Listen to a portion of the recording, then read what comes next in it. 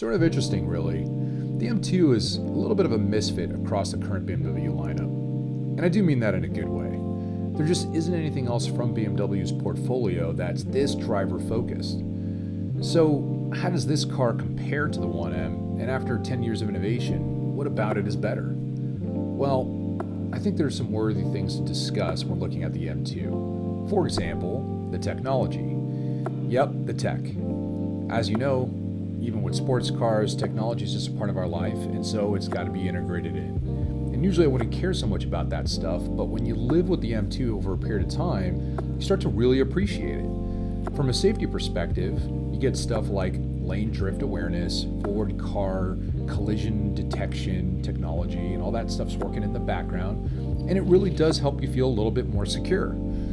But it's more than that. It's also about the luxury and the convenience. And yes, most people say they don't want these things when they're hardcore race car, track-focused type drivers who buy sports cars, but when you live with something like this, you might feel differently.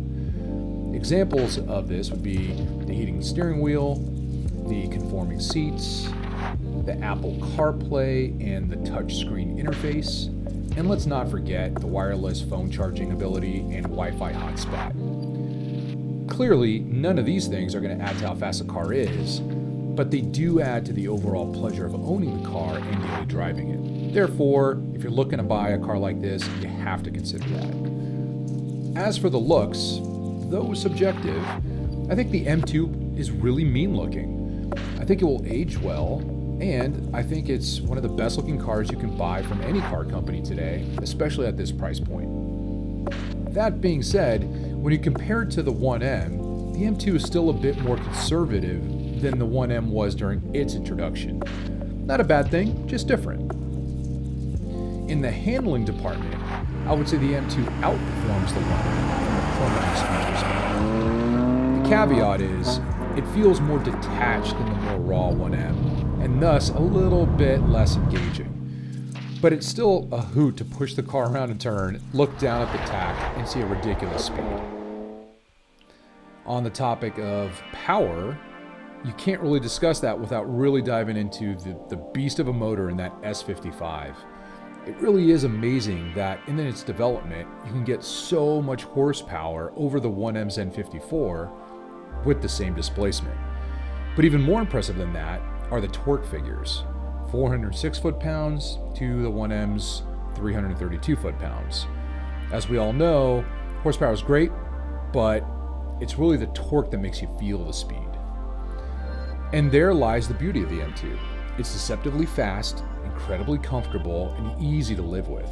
When you also consider that with some basic bolt-ons and tuning, the S55 can become an absolute animal of a performer, it's really nice to know that you can make this car anything you want it to be, even in the modern era. So let me be clear, both of these cars are great, period. They just are. But they are significantly different, and that's what's so interesting about this comparison. When we look at the 1M closer, it has obvious personality. On the road, it seduces you into thinking that it's faster than it actually is. I think that this is mostly due to its lightness at just over 3,400 pounds, in conjunction with that gem of a motor in the N54 bi-turbo.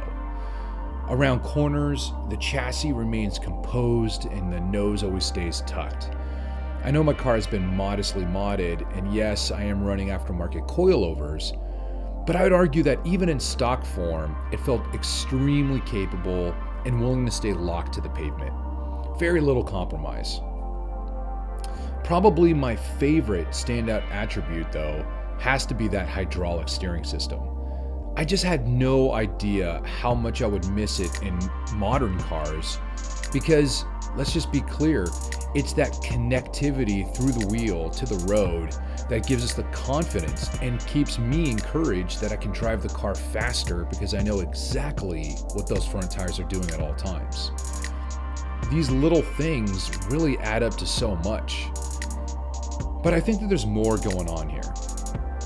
Just under the skin of the 1M, this car, it just wants to be driven. And I know a lot of people say that about a lot of cars, but this really does.